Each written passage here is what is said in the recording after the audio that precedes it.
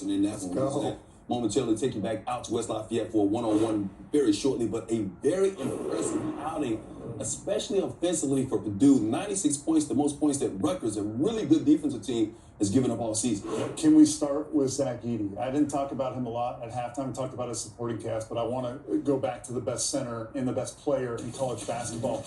In the college basketball solar system, Mike, Zach Edey is the sun. We all just revolve around this guy. There is no answer for him. You mentioned how good Rutgers is defensively. I think Rutgers has one of the best defensive centers in all of college basketball, and Cliff Omarui, he can't hold him up. He struggled with fouls, with everything. 25 points in just 27 minutes, right? They didn't even need him in the last 10 minutes of this game. He only took 8 shots, because what you want to do, you try to get him off the spot, but you can't, so you have to foul him, right? He goes 11 for 11 from the free throw line. He shoots over 70%, which is really abnormal for a 7'4" guy. You know that, covering the NBA all those years. Most of those guys go up there and they just brick, and Edey gets buckets. All right, now, Braden Smith and his development has now allowed Purdue, on any given night, they can dominate you from the perimeter or from the inside. We talked about Zach Edey. Let's go to Braden Smith. 13 points. They were all in the first half. Again, they didn't really need him in the second half. 7 rebounds and 5 assists. This guy's game is becoming more complete. He can affect the games in more ways. And if you're a Purdue fan, you are well aware of what I'm about to say. In their loss last year against FDU, Fairleigh Dickinson, Braden Smith was 2 for 10 from the field, had 7 turnovers. It seems impossible, the way that Braden Smith has played all year, that he could ever, against any team, have a game that bad again. And that's why I'm really believing in what Purdue can be. And they need more than Zach Edey going into the NCAA tournament. Of course. It's got to have other guys step up. And we've seen Braden Smith and others step up. Fletcher Loyer stepped up on occasions in big games for this Purdue team this year.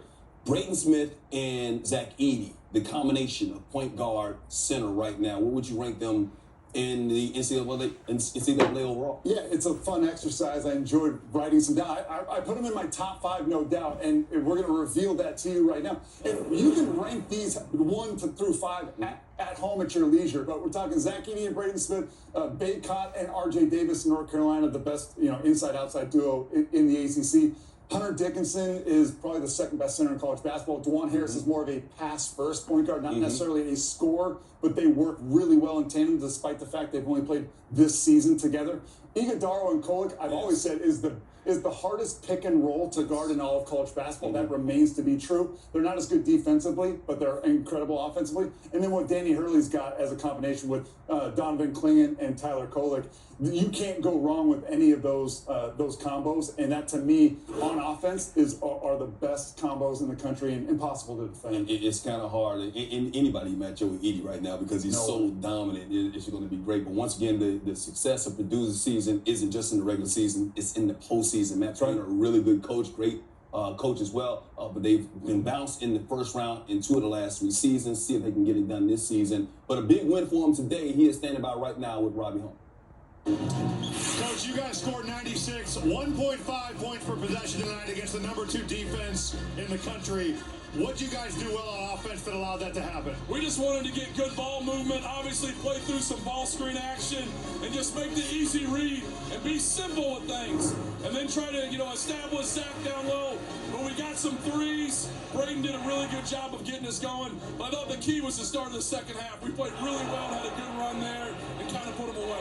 Cam Heide only 4 points the last 4 games, but big performance here tonight. What'd you like about the way he played, and why was he able to stay ready? And we got to get our coach to play him. I mean, every time he goes in, he does good things for us. We got a very deep team, but his ability to shoot the basketball, rebound, and guard is really going to help us. But he was huge tonight. Coach, thank you so much. Congrats. All right, thank you. Guys. It's way to bounce back from that loss against Ohio State, just their 3rd loss of the season. You see the scoring margin right there, plus 28, 3 points made, 12. And they did everything right against, once again, one of the better defensive teams in the nation. See if Purdue can keep this going throughout the rest of the regular season into the Big Ten tournament. Meanwhile, elsewhere in the Big Ten, Ohio State, the team